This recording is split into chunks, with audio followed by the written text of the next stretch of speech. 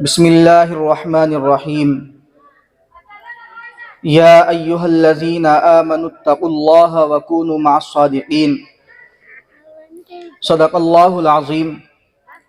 اللهم صل على سيدنا ومولانا محمد. سبھی پڑھیں. وعلى آل سيدنا محمد وبارك وسلم. اللهم صل على سيدنا ومولانا محمد وعلى آل سيدنا محمد وبارك وسلم. اللهم صل على سيدنا ومولانا محمد وعلى آل سيدنا محمد وبارك وسلم. سبحان ربك رب العزة عما يصفون وسلام على المرسلين والحمد لله رب العالمين. محترم بزرگوں اور عزیز نوجوانوں، ہم مسلمانوں کا بحیثیت مسلم اس دنیا کے اندر سب سے بڑا مقصد اپنے اللہ کو راضی کرنا ہے. اگر انسان اس مقصد میں کامیاب ہو گیا تو وہ انشاءاللہ کامیاب ہو جائے گا، اور اگر اس مقصد میں ناکام ہو گیا تو پھر ساری سہولتوں کے باوجود وہ انسان ناکام کہلایا جائے گا. لیکن اس مقصد کے حصول میں سب سے بڑی رکاوٹ ہمارے گناہ بن جاتے ہیں. گناہ انسان کو اللہ تبارک و تعالی سے دور کر دیتا ہے اور اللہ رب العزت کی ناراضگی مول لے لیتا ہے.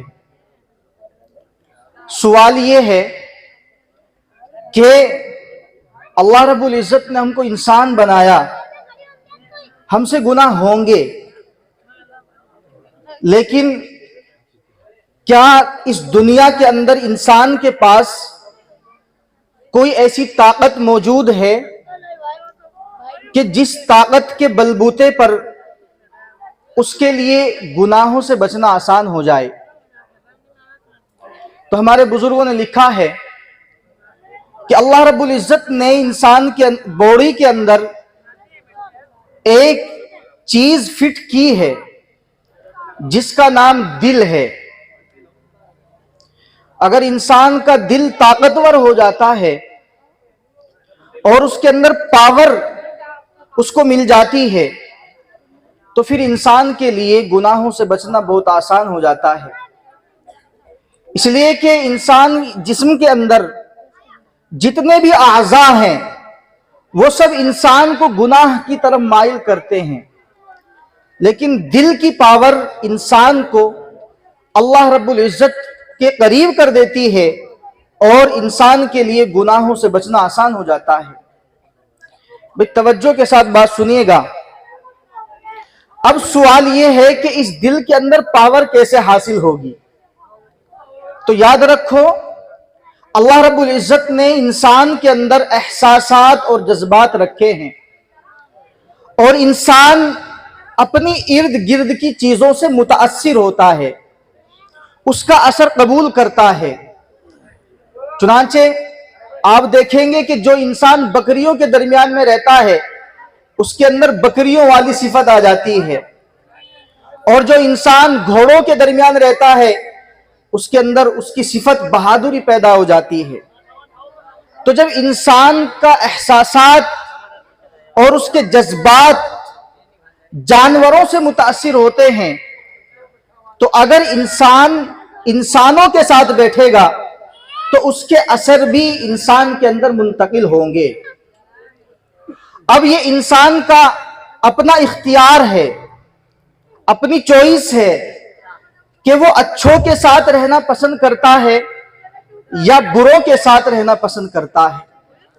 چنانچہ جو انسان نیک ہونے کے باوجود بروں کی صحبت اختیار کرے گا، نمازی ہے، روزے کا پابند ہے، لیکن شرابی کے پاس بیٹھے گا تو ایک دن یہ آئے گا کہ وہ شراب کا اثر اور اس کی عادت اس انسان کے اندر منتقل ہو جائے گی.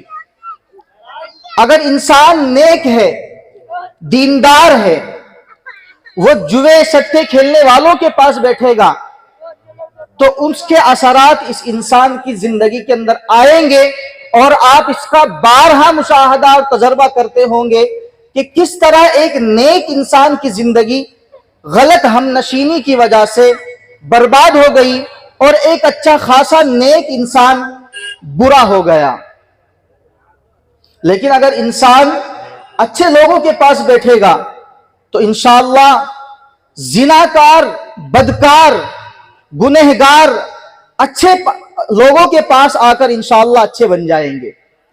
چنانچہ ہمارے بزرگوں نے لکھا ہے کہ صحبت یہ انسان کو کندن بنا دیتی ہے، یہ انسان کو صحیح انسان بنا دیتی ہے۔ ہمارے سلسلہ عالیہ نقشبندیہ کے عظیم بزرگ خواجہ عبید اللہ احرار رحمت اللہ علیہ، ان کے بارے میں امام ربانی مجدد الفسانی رحمت اللہ علیہ نے زمانے میں لاکھوں انسانوں کے پیر تھے، اور اللہ نے ان کو ایسا ملکہ عطا فرمایا تھا کہ وقت کے بادشاہ ان کی صحبت اٹھاتے تھے اور ان سے فیضیاب ہوتے تھے۔ ایک دفعہ انہوں نے کہا کہ اگر میں پیری مریدی کا سلسلہ شروع کر دوں تو دنیا کے اندر کسی پیر کو مرید حاصل نہ ہو، مرید میسر نہ ہو، لیکن اللہ رب العزت نے مجھ کو احیاء سنت کے لیے پیدا کیا ہے اور میں اس کے لیے محنت کرتا ہوں۔ اتنے بڑے بزرگ ہیں کہ بادشاہ بھی ان سے فیضیاب ہوتے تھے۔ ایک دفعہ ایک مسجد کے اندر بزرگوں کی ایک میٹنگ اور مجلس تھی، تو آپس میں ایک بات چل گئی، ذرا توجہ سے سنیے گا۔ آپس میں یہ بات ہوئی کہ اللہ رب العزت نے جمعے کے دن ایک ساعت استجابت رکھی ہے، ایک